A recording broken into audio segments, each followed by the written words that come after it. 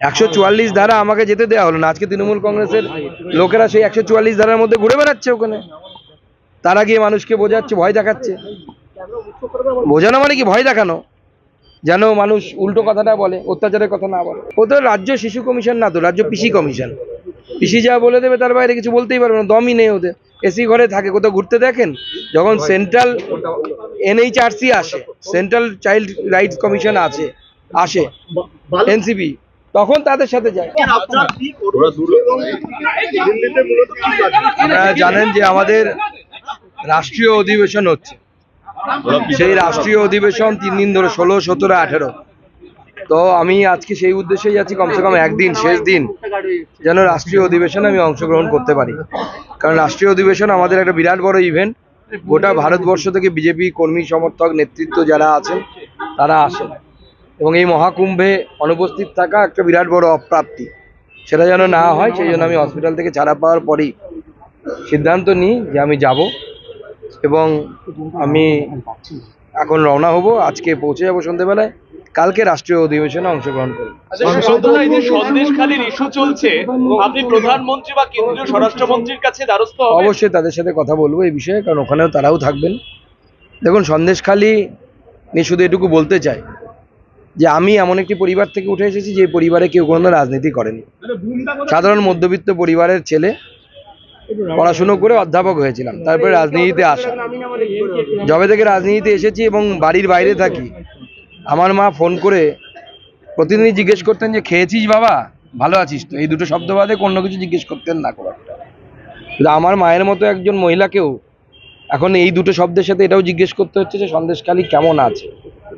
আজকে গোটা রাজ্য জুড়ে যেভাবে মহিলাদের উপর অত্যাচার, এবং শুধু এই শারীরিক নিগ্রহ ছেড়ে দিন, যে প্রত্যেকটা তৃণমূল কংগ্রেসের মিছিলে আপনি যদি আশাকর্মী হন আপনাকে যেতে হবে, আপনি অঙ্গনারী কর্মী হলে আপনাকে যেতে হবে ম্যান্ডেটরি, নচেত আপনার চাকরি থাকবে না।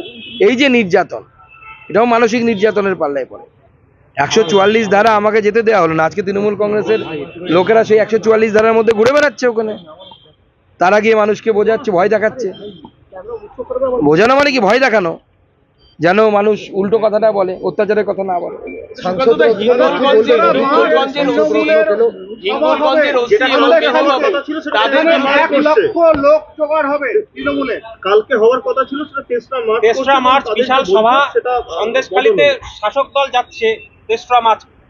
ভয় দেখানোর জন্য যাচ্ছে আর কি।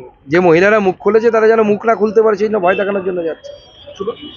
মোদ্দা কথা হচ্ছে, শুধু মহিলাদের উপর অত্যাচার হয়েছে তা তো না। আপনারা ক্যামেরা নিয়ে যান না, একরের পর একর জমি দেখুন বেরিয়ে হয়ে গেছে। জমি তো আদিবাসীদের, কাগজ তো তাই বলছে। তাহলে সেই আদিবাসীরা ভাঙা বাড়িতে থাকে কেন? আমরা চাই প্রত্যেক আদিবাসীর বাড়ি যেন, ওই জমি যেন ফেরত পায় তারা।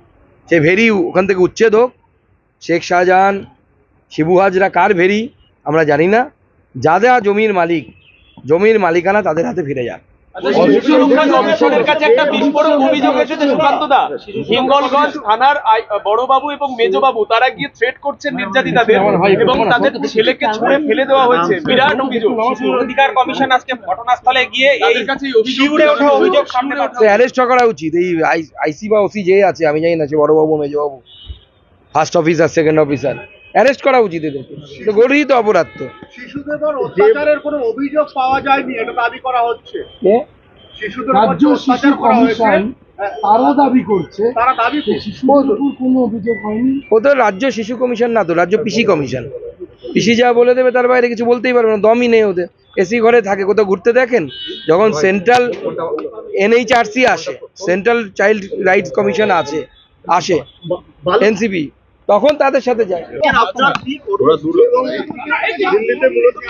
আপনারা জানেন যে আমাদের রাষ্ট্রীয় অধিবেশন হচ্ছে, সেই রাষ্ট্রীয় অধিবেশন 3 দিন ধরে, 16, 17, 18।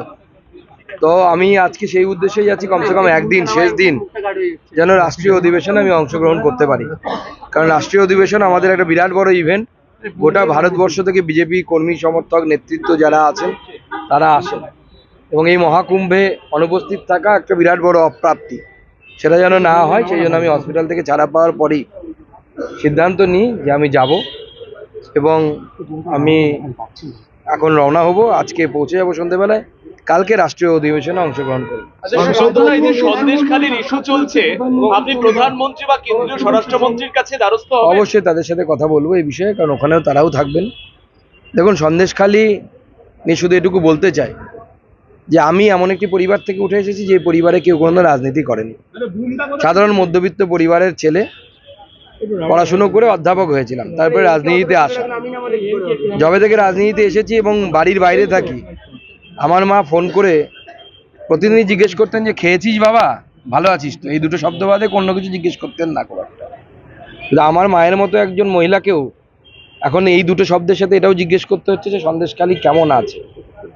আজকে গোটা রাজ্য জুড়ে যেভাবে মহিলাদের উপর অত্যাচার, এবং শুধু এই শারীরিক নিগ্রহ ছেড়ে দিন, যে প্রত্যেকটা তৃণমূল কংগ্রেসের মিছিলে আপনি যদি আশাকর্মী হন আপনাকে যেতে হবে, আপনি অঙ্গনারী কর্মী হলে আপনাকে যেতে হবে ম্যান্ডেটরি, নচেত আপনার চাকরি থাকবে না। এই যে নির্যাতন, এটাও মানসিক নির্যাতনের পাল্লায় পড়ে। 144 ধারা আমাকে যেতে দেওয়া হলো না, আজকে তৃণমূল কংগ্রেসের লোকেরা সেই 144 ধারার মধ্যে ঘুরে বেড়াচ্ছে ওখানে। তারা গিয়ে মানুষকে বোঝাচ্ছে, ভয় দেখাচ্ছে। বোঝানো মানে কি? ভয় দেখানো, যেন মানুষ উল্টো কথাটা বলে, অত্যাচারের কথা না বলে।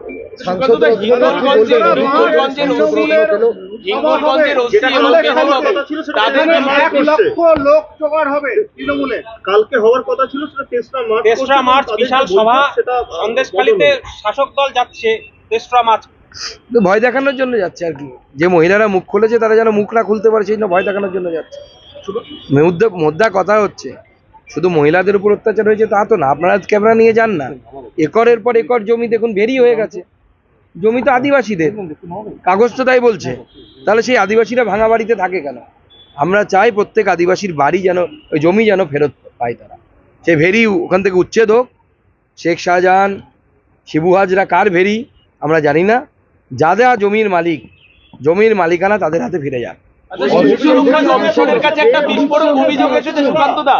হিঙ্গলগঞ্জ থানার বড়বাবু এবং মেজবাবু তারা গিয়ে থ্রেট করছেন নির্যাতিতাদের এবং তাদের ছেলেকে ছুঁড়ে ফেলে দেওয়া হয়েছে। বিরাট অভিযোগ। শিশু অধিকার কমিশন আজকে ঘটনাস্থলে গিয়ে এই শিউরে ওঠা অভিযোগ সামনে পাচ্ছে। অ্যারেস্ট করা উচিত। এই আইসি বা ওসি যে আছে, আমি জানি না, সে বড়বাবু মেজবাবু, first officer, second officer, arrest করা উচিত এদেরকে।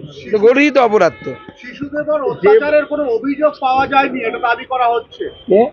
শিশুদের উপর রাজ্য শিশু কমিশন তারা দাবি করছে, শিশুদের উপর কোনো অভিযোগ হয়নি। ও তো রাজ্য শিশু কমিশন না, তো রাজ্য পিসি কমিশন। পিসি যা বলে দেবে তার বাইরে কিছু বলতেই পারবে না, দমই নেই ওদের। এসি ঘরে থাকে, কোথাও ঘুরতে দেখেন? যখন সেন্ট্রাল NHRC আসে, সেন্ট্রাল চাইল্ড রাইটস কমিশন আসে এনসিপি, তখন তাদের সাথে যায়।